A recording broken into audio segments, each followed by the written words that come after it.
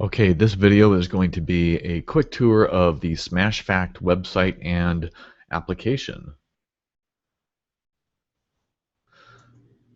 So to start things out, the first thing that we need to do is visit smashfact.com, and we're going to need to log in. And when we log in, we're automatically going to be put into our dashboard. This is where we keep all of our SmashFact activities, and where I can go into enter, I can actually change the information, or I can see how many students are using it, or I can actually view their progress. If I want to edit, I'm going to go into a Spanish activity right now. This shows me the title and the description for the students. This shows up in their app. Down here are the levels in the game, so these can be structured by level of difficulty. As they're shown here, they're categorized by what type of question they are. Or this could also actually follow your curriculum or a textbook. And if we want to edit the levels, I forgot what I was going to say.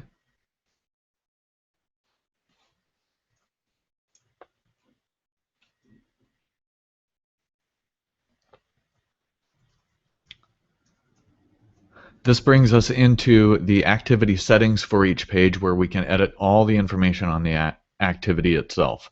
So here we can change the title and the description, which the students see in their app.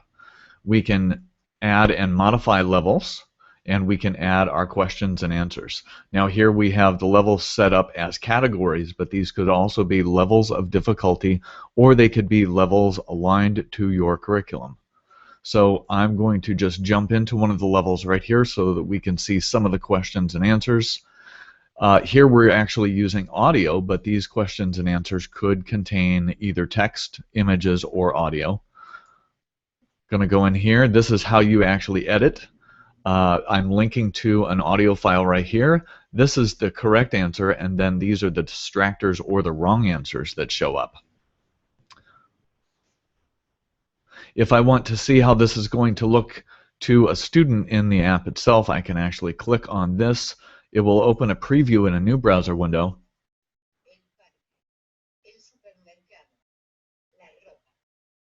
And it will go ahead and play through the MP3 that I've linked. Now, if I'm linking an image, the image will show up here as well. And you can see that the incorrect answers appear around in the corners.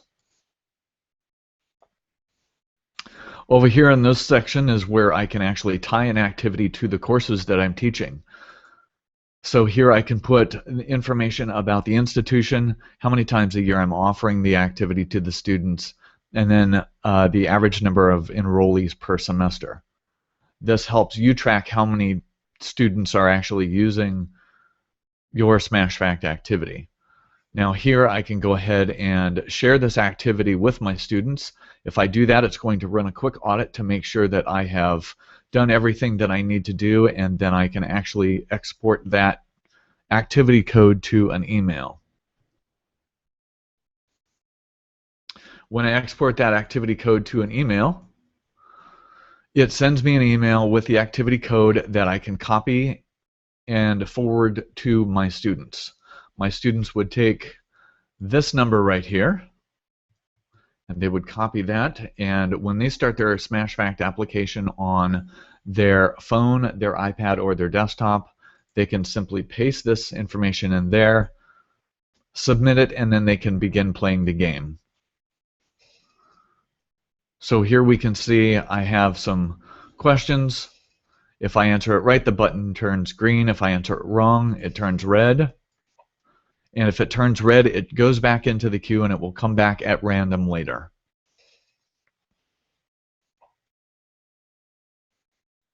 Now, as the students are playing, their progress information can come into the dashboard, and I can view that just simply by clicking on View Progress.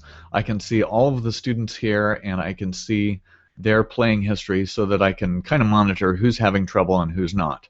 This is also available as a download to a spreadsheet that can be imported into a gradebook, or it could be imported into an LMS. And That wraps up the quick tour for SmashFact.